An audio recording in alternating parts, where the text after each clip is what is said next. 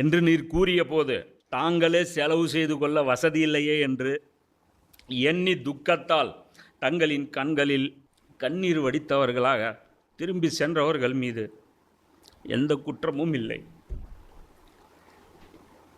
Sincerity அவ்வளோதான், நீட்டாக வந்துருச்சு பாருங்க. இங்கே பொருளை கலந்துக்கிட்டவனும் வெற்றி, கலந்துக்காதவனும் வெற்றி, கொடுத்தவனும் வெற்றி, கொடுக்காதவனும் வெற்றி, தெரிஞ்சவனுக்கும் வெற்றி, தெரியாதவனுக்கும் வெற்றி.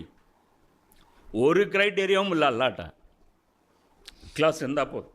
குற்றம் பிடிக்கப்பட வேண்டியவர்கள் யார் என்றால், செல்வந்தர்களாக இருந்தும் உம்மிடம் அனுமதி கோரி பின்தங்கியிருப்பவர்களுடன் தாங்களும் இருந்துவிட விரும்பினார்களே அவர்கள்தான். அவர்களுடைய இருதயங்கள் மீது அல்லாஹ் முத்திரையிட்டு விட்டான். ஆகவே அவர்கள் இதன் இழிவை அறிய மாட்டார்கள்.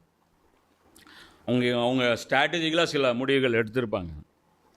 அவங்களுடைய அது ஹிக்மத், அது அவங்களுடைய அந்த புத்திசாலித்தனம், அவங்களுடைய அந்த சமயோசித புத்தி, அவங்களுடைய அந்த பிளானிங்னால தான் அவங்க என்ன பண்ணுறாங்க, நீடித்த ஆயுளும் நீண்ட வசதிகளும் அவங்க அதை எக்ஸ்டெண்ட் பண்ணிட்டாங்க. அவங்களுடைய அந்த இது பண்ணிட்டாங்க. இன்றைக்கி டேட்டுக்கு அவங்க போனால் உடனே டக்குன்னு எல்லா வேலையும் ஆயிரும்.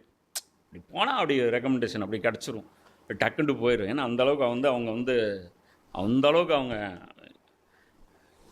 இதோட மெர்ஜ் ஆகிட்டாங்க. என்ன கொள்கையோட அப்படி அவங்க மெர்ஜ் ஆகிட்டாங்க. யார் ப்ராக்டிஸிங் முஸ்லீமு, மற்ற முஸ்லீம் விட்டுருங்க, அவங்கள பற்றி நம்ம கணக்கில் எடுத்துக்க வேண்டியதில்லை. அவங்க தொழுகி அவங்களுக்கு எப்பயோ ஒரு ஒகேஷனலாக தொழுகிறாங்க, ஒகேஷனலாக அவங்க இஸ்லாத்துக்கு வராங்க, அவங்க ஒரு கெஸ்ட் அப்பியரன்ஸாக வராங்க பள்ளிவாசலுக்கு, அவங்கள விட்டுருங்க. நான் சொல்கிறது இஸ்லாத்துடைய போர்வாள்கள். அவங்க பார்த்திங்கன்னா இஸ்லாத்து அவங்க சொல்கிறாங்க மதச்சார்பின்மை.